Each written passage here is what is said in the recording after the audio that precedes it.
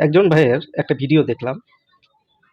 তিনি বর্তমান যে ক্রীড়া প্রতিমন্ত্রী আমিনুল হক তাকে জ্ঞান দিতেছিলেন। বলছিলেন যে ভরা সংবাদ সম্মেলনের মাঝে একজন সিইওকে এভাবে ফোন দিয়ে আসলে কোনো নির্দেশ জারি করা উচিত হয় নাই। কিভাবে নির্দেশ জারি করতে ভাইয়া বলে দিবেন?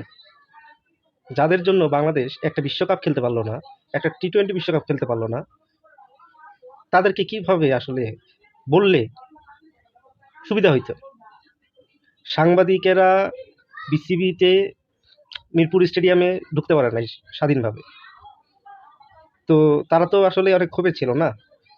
আমিনুল হক যদি গোপনে কোনো অ্যাকশন নিত, তাহলে সেটা সেইটা হয়ে যাইত অন্য কারো ক্রেডিট। আমার মতে এখন প্রত্যেকটা মন্ত্রীর এভাবে direct action on the spot, যাতে দেশের জনগণ বুঝতে পারে এবং তাদের মধ্যে একদম ক্লিয়ারিটি থাকে যে কে দোষী, কে অন্যায়কারী আর কার কিরকম সাজা হওয়া উচিত। ধন্যবাদ দর্শক।